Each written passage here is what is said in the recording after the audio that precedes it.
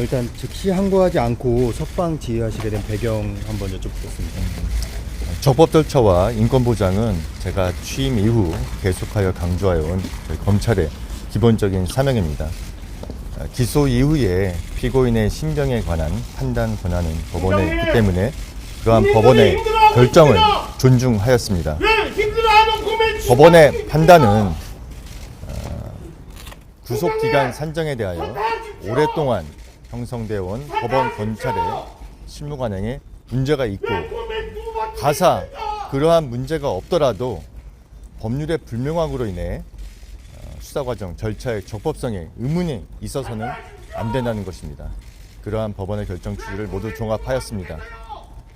즉시 항고하지 않은 것은 보석과 구속 집행 정지 또 구속 취소에 대한 즉시 항고 제도는 52년 전에 이른바 유신 헌법 시절 국회를 해산하고 비상 입법 기구에 의하여 도입된 제도인데 기존의 헌법재판소에 의해서 보석과 구속 집행 정지에 대한 즉시 항고는 2차례 위헌 결정이 있었습니다.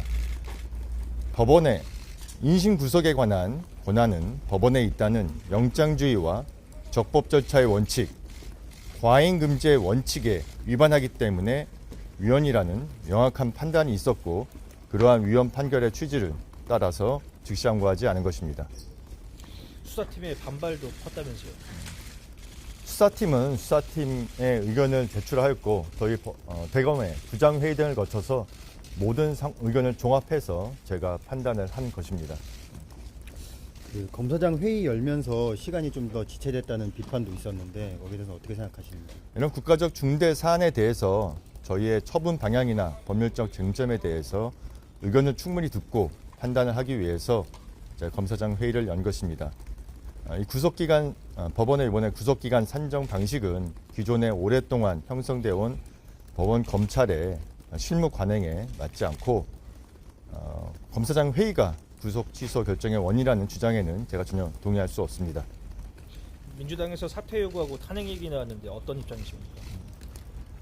제가 수사팀 또 대검 부장회의 등 여러 의견을 종합해서 적법 절차의 원칙에 따라서 소신껏 결정을 내린 것인데 그것이 사퇴 또는 탄핵의 사유가 된다고는 생각하지 않습니다.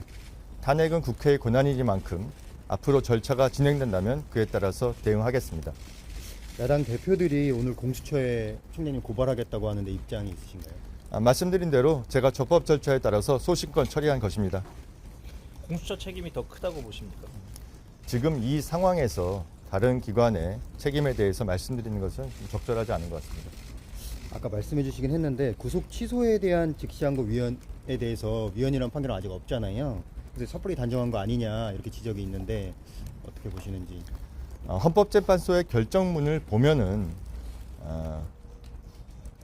인신 구속에 대한 권한은 법원에 있고 그러한 법원의 권한에 대해서 즉시 항고를 하여 집행정지 효력을 부여하는 것은 영장주의와 적법 절차의 원칙, 과잉금지의 원칙에 반한다는 명확한 판시가 있습니다.